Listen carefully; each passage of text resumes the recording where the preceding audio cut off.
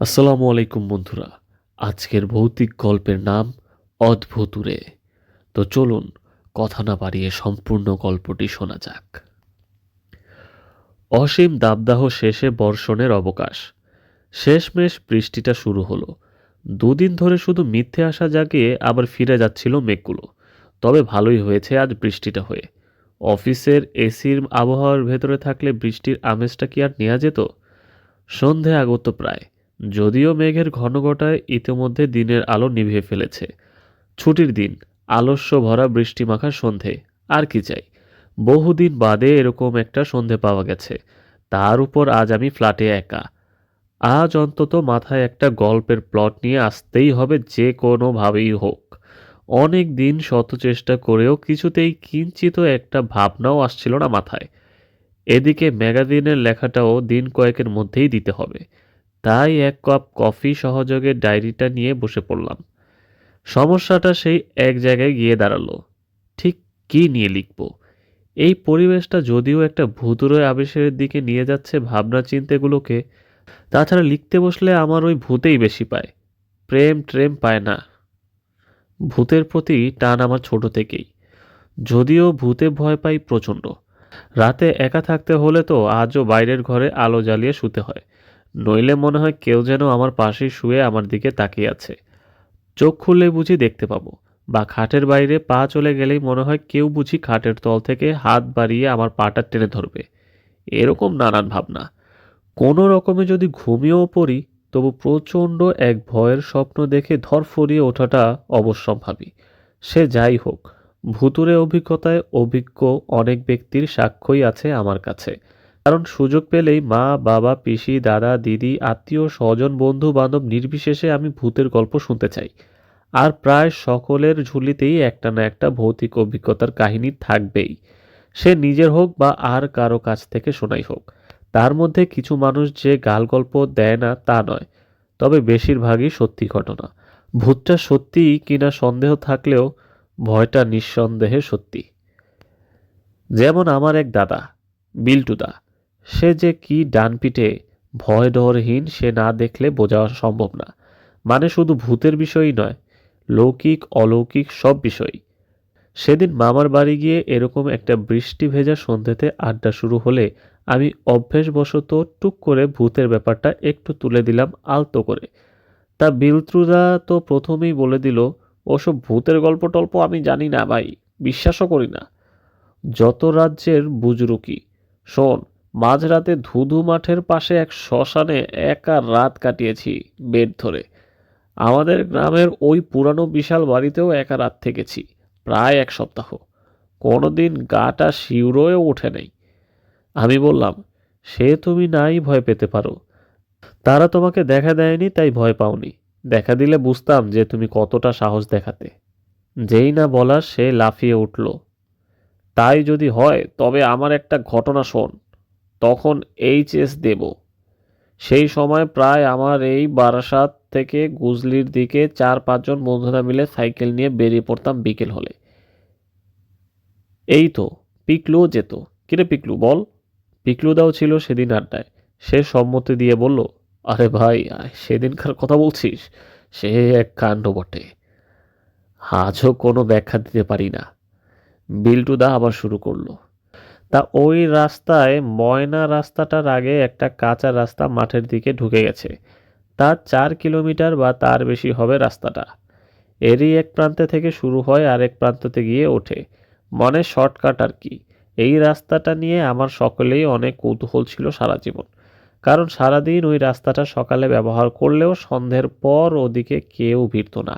সবাই বলতো ওই রাস্তায় যে যায় তারই নাকি সে রাতে আর বাড়ি ফেরা হয় না। পরদিন তাদের পাওয়া যেত অচৈতন্য, বা দু একবার তো মৃত অবস্থাতেও পাওয়া গেছে। বিশ্বাস করতাম কিনা জানি না, কিন্তু ওই রাস্তায় যেতামও না। কারণ সন্ধ্যের আগেই ফিরে যেতাম সাধারণত লোকালয়ের দিকে, নয়তো বাড়িতে ঠেঙাবে। কিন্তু সেদিন কি হলো, আমরা জাতীয় সড়ক ধরে কতটা যে চলে গেছি গল্প করতে করতে খেয়াল নেই। আলো প্রায় নিভু নিভু। তখন খেয়াল হলো, এই রে, অনেকটা তো চলে এসেছি। এখন মেন রোড ধরে খুব জোরে সাইকেল চালিয়ে গেলেও রাত 4টা তো কম করে বাজবে বাড়িতে ঢুকতে। তার উপর শীতের সময়, অন্ধকার হতে আর হয়তো মিনিট 10। বাড়িতে আজ খুন হয়ে যেতে হবে অত রাতে ঢুকলে। খুব জোরে পা চালাতে থাকলাম, মাথায় প্রচণ্ড ভয় মিশ্রিত উদ্বেগ নিয়ে। আজ আর রক্ষে নেই। হঠাৎ ওই কাঁচা রাস্তাটা চোখে পড়ল। আমি বললাম, ভাই, শর্টকাটটা নে, অন্তত 6:30টার মধ্যে ঢুকতে পারবো। একজন আঁতকে উঠে বলল, পাগল নাকি? ওই রাস্তায় গল্প ভালো না। ওসব ভূত টুতে নিয়ে ছেলে খেলা একদম ঠিক হবে না। কে শোনে কার কথা? আমি ইতিমধ্যে সাইকেল নামিয়ে দিয়েছি কাঁচা রাস্তায়। বাকিরাও নিরুপায় হয়ে চলল আমার পেছন পেছন। আমরা 4জন ছিলাম সেদিন 3টে সাইকেলে। সুজয় বসেছিল সন্তুর পিছনে। প্রথমে বাকিরা একটু ভয় ভয় পেলেও আমরা আবার এতটাই গল্পে মত্ত হয়ে গেলাম যে ওসব মাথা থেকে চলে গেল। এভাবে কতটা গেছি জানি না। হঠাৎ খেয়াল হলো আমাকে প্যাডেলিং করতে প্রচণ্ড শক্তি দিতে হচ্ছে। রীতিমতো ঘেমে গিয়েছি আমি। আমার স্বাস্থ্য এখন যতটা ফিট দেখছিস তখন আরও বেশি ছিল। নিয়মিত ফুটবল খেলতাম, ছুটাছুটি করার অভ্যেসও ছিল। তাই যত পথই সাইকেলিং করি না কেন এরকম কষ্ট হওয়ার কথা নয়। তবে হলো কি, মনে হচ্ছে যেন 3-4 জন একসাথে আমার সাইকেলের পেছনে বসে আছে, কিন্তু আমি তো কাউকেই পিছনে বসাইনি আজ। কেমন যে একটা অস্বস্তি হতে শুরু করলো। আমি পিকলুকে কথাটা বলতেই ওর চোখ মুখ কেমন যেন ফ্যাকাশে হয়ে গেল। শুধু বলল, ভাই, যত তাড়াতাড়ি সম্ভব পা চালা, কোনো দিকে তাকাস না। আমি মিথ্যে বলবো না, তবে একটা অজানা ভয় আমাকে পেয়ে বসলো। গা হাত পা কেমন একটা নিস্তেজ হয়ে যাচ্ছিল। তবু যত শক্তি আছে সবটা দিয়ে প্রাণপণে সাইকেল চালাতে শুরু করলাম। এমন সময় পিকলু বলল, ও কি, তোর সাইকেলের সামনের চাকা অমন করে আসছে কেন? আমি ওকে কিভাবে তখন বোঝাই, আমার যেন মনে হচ্ছে কেউ আমার সাইকেলটা পিছন দিকে টেনে ধরে রাখতে চাইছে। এমন সময় এক ঝলক আলো এসে পড়ল আমার মুখে। সামনের রাস্তায় একটা গাড়ির হেডলাইটের আলো। আমরা প্রায় পৌঁছে গেছি মেন রোডে। সাথে সাথে সেই অসম ভার আমার সাইকেলের ক্যারিয়ার থেকে যেন হঠাৎ চলে গেল। খুব জোরে চালাচ্ছিলাম তাই সাইকেলটা লাফিয়ে উঠল। কোনো রকমে পাকা রাস্তায় উঠে তীর বেগে বাড়ি ফিরলাম। বাড়ি এসে যা দেখলাম তা আজও তোকে দেখাতে পারবো আমার বাড়িতে গেলে। আমার সাইকেলের ক্যারিয়ারের উপর দুদিকে লোহার রড দুটো কারো দুহাতের বুড়ো আঙুলের চাপে গর্তের মতো ঢুকে গেছে। এই ছিল আমার মামার গল্প। বড্ড খিদে পেয়ে গেল লিখতে লিখতে। যা বৃষ্টি, বাইরে বেরিয়ে কিছু কিনে আনাও মুশকিল। আর এরকম বর্ষার দিনে একটু মুখরোচক না হলে কি আর চলে? আমার আবার বৃষ্টির দিনে মাঝে মাঝে পিৎজা খেতে ইচ্ছে করে। আর কি, অর্ডার করেই দিই। খুব জোর 0.5 ঘন্টা নেবে আসতে। যাই হোক, এরকম একটা ঝড় জলের দিনের ভূতের কথা হচ্ছে আর আমার জামাইবাবুর কথা আসবে না, তা কি আর হতে পারে? তার অভিজ্ঞতাগুলো আবার অদ্ভুত। জামাইবাবু বলে সে নাকি কোনো জায়গায় কোনো অশুভ কিছু ঘটে থাকলে বা কোনো অশরীরী থেকে থাকলে সেই অশরীরী নাকি ওকে দেখতে পায় বা কখনো অনুভব করতে পারে। বিশ্বাস হচ্ছে না তো? মনে হচ্ছে ছোট বলে আমাকে যা পারে টুপি পরায়। আমার ভূত সম্পর্কে আকর্ষণটা তার জানা, তাই বানিয়ে মুখরোচক গল্প বলে। এই যেমন আমাদের বাড়ির ছাদে একদিন আমি দিদি আর জামাইবাবু উঠেছিলাম। আমাদের দোতলাটা ফাঁকাই থাকে সাধারণত। আত্মীয় স্বজন আসলে তখন তাদের জন্য ব্যবস্থা করা হয়। তাই একতলা থেকে 3 তলার সিঁড়ি তো একদম শুনশান। সিঁড়ি দিয়ে জামাইবাবু আগে উঠছিল। হঠাৎ 3 তলায় ওঠার আগেই চাতালে দাঁড়িয়ে পড়ল কেমন যেন থতমত খেয়ে। বলল, তোরা উঠে যা, তারপর আমি উঠছি। ছাদে গিয়ে জিজ্ঞেস করলাম, কি হলো? সে বলল, এখন বললে ভয় পেয়ে যাবি, পরে বলবো। জোর করতে বলল, তোদের আশেপাশে কোনো মসজিদ আছে? বললাম, হ্যাঁ, দুটো বাড়ির পরেই তো, কেন? না, তখন যখন উঠেছি ওই চাতালে একজন টুপি পরা দাড়িওয়ালা লোক দাঁড়িয়েছিল। বাকিটা জিজ্ঞেস করিস না। ভয় সত্যি যে পাইনি তা নয়, তাই আর কিছু জিজ্ঞেসও করলাম না। পরে ভেবেছিলাম পাশের মসজিদটাও নিজেই বোধহয় দেখেছিল, সেই নিয়ে একটা গল্প ফেঁদে ভয় দেখাচ্ছে। কিন্তু একবার এমন একটা ঘটনা ঘটল যে তার কোনো ব্যাখ্যাই সত্যি পেলাম না। ফোন চলে এসেছে ডমিনোস থেকে, আবার নিচে যেতে হবে। এটা আমাদের নিয়ম। ফ্ল্যাটে অপরিচিত কাউকে উঠতে দেয় না।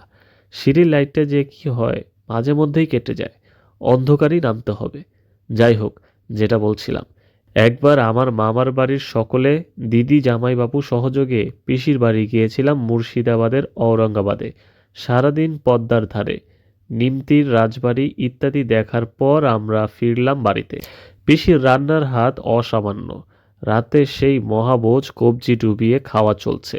এমন সময় হঠাৎ জামাইবাবু পিসিকে ডেকে বলে, আচ্ছা, তোমাদের বাড়ির আশেপাশে কোনো বিধবা মহিলা একটা ছোট্ট বাচ্চাকে নিয়ে থাকে বা থাকতো আগে?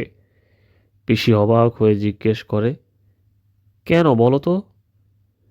সে বলে, না এমনি, বলে আবার খেতে শুরু করে। পিসি আর সেই মুহূর্তে কিছু জিজ্ঞেস করতে পারে না, তবে খটকা থেকেই যায়। না জানি রাস্তায় ধরে কেউ কোনো কিছু বলেছে কিনা গ্রামের লোকজন। শত্রুর তো আর অভাব নেই, কে কি উদ্দেশ্যে কি বলে থাকবে, আর নতুন জামাই কি ভাববে সেই সব শুনে। এই নিয়ে পিসি তো প্রচণ্ড চিন্তিত হয়ে পড়ে। পেশমশাইকেও জানায়। শেষে আমার ডাক পড়ে যে কেউ কি এমডির রাস্তায় কিছু বলেছে জামাইবাবুকে? আমি যথারীতি বললাম, না তো, এরকম তো কিছুই ঘটেনি।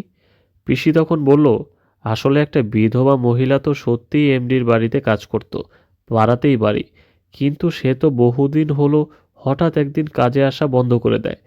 পরে শুনি যে সে তার গায়ে এবং তার বাচ্চাকে আগুন দিয়ে আত্মহত্যা করে।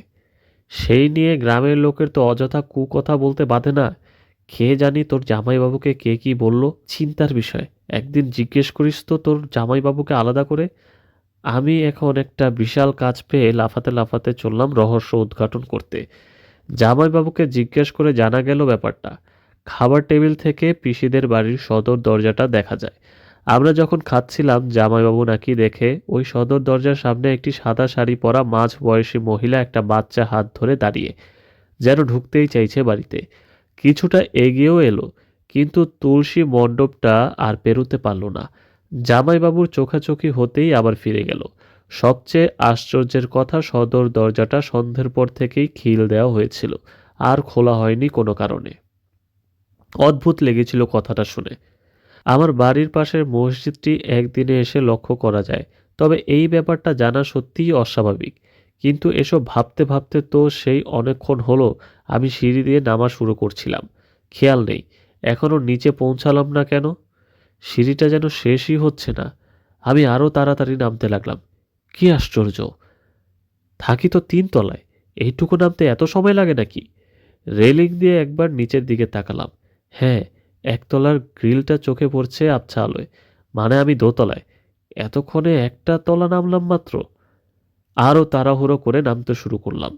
এই বাঁকটা ঘুরলেই মেন গেটটা পাবো। কিন্তু কই দরজাটা? আমি আবার রেলিং দিয়ে ঝুঁকে নিচটা দেখলাম। এ কি, আমি তো এখনো দোতলাতেই। এবার কেমন একটা অজানা ভয় আমাকে পেয়ে বসলো। কিছু মাথায় আসছে না, কোনো হিসাব যেন মিলছে না। আমি এবার উপরে উঠতে থাকলাম। এর উপর তলাতেই তো আমার ফ্ল্যাটটা, কিন্তু কই, ওটাও তো খুঁজে পাচ্ছি না। দোতলার ফ্ল্যাটটা আজীবন বন্ধ থাকে, জানি না কী কারণে। কোনোদিন কোনো ভাড়া আসে না সেই ফ্ল্যাটে, তাই সেই ফ্ল্যাটে যে কাউকে ডাকবো তারও উপায় নেই। আমি দিক বেদিক শূন্য হয়ে সিঁড়ি দিয়ে ওঠানামা করতে লাগলাম। না উপরে উঠতে পারছি, না নিচে নামতে। ঠিক এই সময় হঠাৎ নিচে গেট খোলার আওয়াজ পেলাম। কেউ একটা সিঁড়ি দিয়ে উঠে আসছে।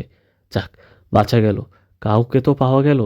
রেলিংয়ে ঝুঁকে দেখলাম আবছা আলোয় ক্যাপ পরা একটা ছেলে উঠে আসছে, হাতে মনে হলো পিজার বাক্স। কিন্তু আমি ডেলিভারির ছেলেটিকে তো আমার ফ্ল্যাট নাম্বারটা বলিনি। সে কিভাবে জানলো? আর নিচে তো তালা মারা থাকে সর্বক্ষণ, সে খুললই বা কেমন করে? আমি আরও আড়ষ্ট হয়ে পড়লাম। আর যেন হাত পা নড়ছে না আমার। এদিকে পায়ের আওয়াজটা ক্রমশ উপরে উঠে আসছে। আমি খুব জোরে চিৎকার করতে চাইলাম, কিন্তু গলার স্বর বেরোচ্ছে না কেন? এ কি হলো? ছেলেটা আমার দুহাত নিচে এসে দাঁড়ালো। ধীরে ধীরে উপর দিকে তাকাচ্ছে সে। চোখগুলো যেন ধিক ধিক করে জ্বলছে। হঠাৎ আমার কানের পাশে যেন কেউ বলে উঠল, sir, your pizza is here. ফোনের রিংটোনের আওয়াজে ধরফরিয়ে উঠলাম। উফ, তবে স্বপ্ন দেখছিলাম এতক্ষণ। আমি নিজের ঘরেই, ডায়েরিটা খোলা সামনেই। কখন ঘুমিয়ে পড়েছিলাম লিখতে লিখতে কে জানে। এই হচ্ছে সমস্যা। ভূতের কথা লেখাও চাই, আবার সেই নিয়ে ভাবতে গিয়ে প্রাণ ওষ্ঠাগত। ফোনটা ধরলাম। ওপার থেকে আওয়াজ এলো, স্যার, আপনার অর্ডারটা ডেলিভারি করতে না পারায় খুব দুঃখিত। আসলে বৃষ্টিতে কোনো ওয়ার্কার বেরোতে পারছে না। প্লিজ কিছু মনে করবেন না। আপনার অর্ডারটা ক্যান্সেল করা হলো। আমরা এখনই আপনার অ্যাকাউন্টে টাকাটা রিফান্ড করে দিচ্ছি। সত্যিই তো, এই যা বৃষ্টি আর বাজ পড়ছে, বাইরে কারো পক্ষেই বেরোনো সম্ভব না। ইটস ওকে বলে ফোনটা রাখতে গিয়ে আমার ফ্ল্যাটের দরজার দিকে চোখ পড়ল। হঠাৎ বুকটা ছ্যাদ করে উঠল। দরজাটা খোলা। দরজার ঠিক বাইরে একটা বাক্স পড়ে। দেখলাম সে বাক্সটি আর কিছুরই না, একটি পিজার বাক্স।